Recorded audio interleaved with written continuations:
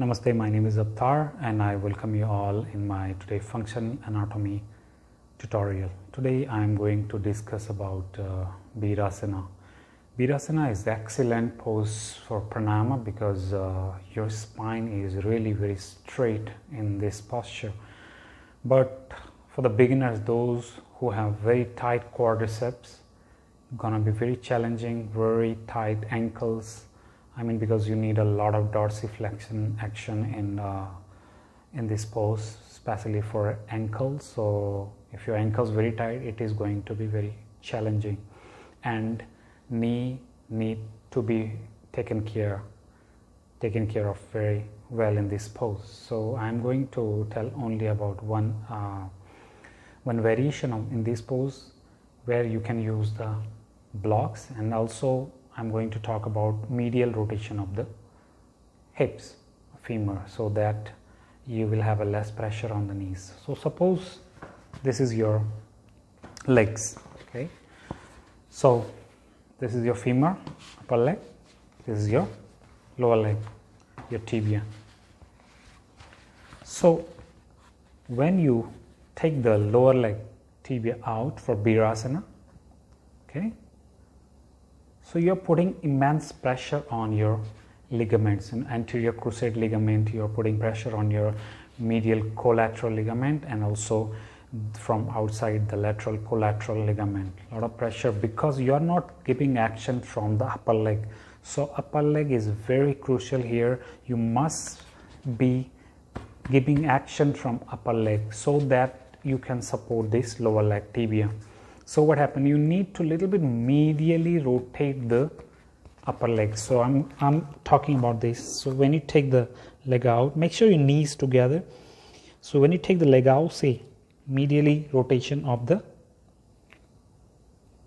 femur, okay, upper leg. So the more you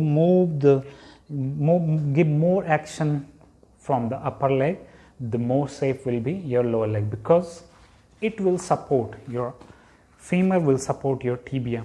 Because if you go with the straight leg, suppose this is your upper leg, if you go with a straight leg, you can see too much pressure on your knee here, okay? But if you little bit give a little bit medial rotation of the upper leg, little moving in and then a little bit out, will be less pressure. So always rotate the thighs medially, okay?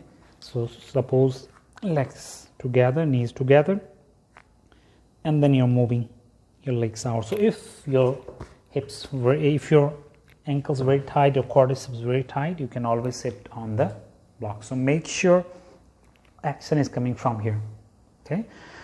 But how much medial rotation should be given is depend on the person to person, and I will really will not tell you that one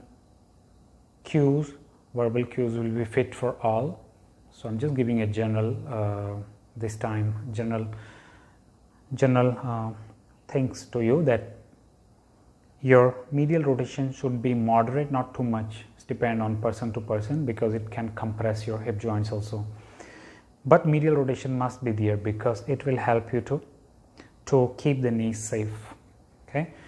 So in this Virasana, your lot of quadricep muscles, because there are 4 quadricep muscles, really stretch. The one muscle that really does not stretch in this pose, that is the rectus femoris, that move from here. When you move back, Supta Virasana, that time only the rectus femoris muscles will be in intense stretch, or whenever you are extending the leg back, or Dhanurasana, that time that person. But other than this muscle, the 3 other muscles of quadriceps will get a good stretch in Virasana. So make sure whenever you perform this posture, you always medially rotating the upper legs. Focus here. Focus more on the femur. So knees in, even you can do like this, okay, and then moving out. So this is the best way. Knees together. So see more medial rotation of the femur, and then sitting down. Easy way. Your spine will be very perfectly aligned and perfect for pranayama section. So make sure you keep your ankles and knees very safe in this pose. So thank you.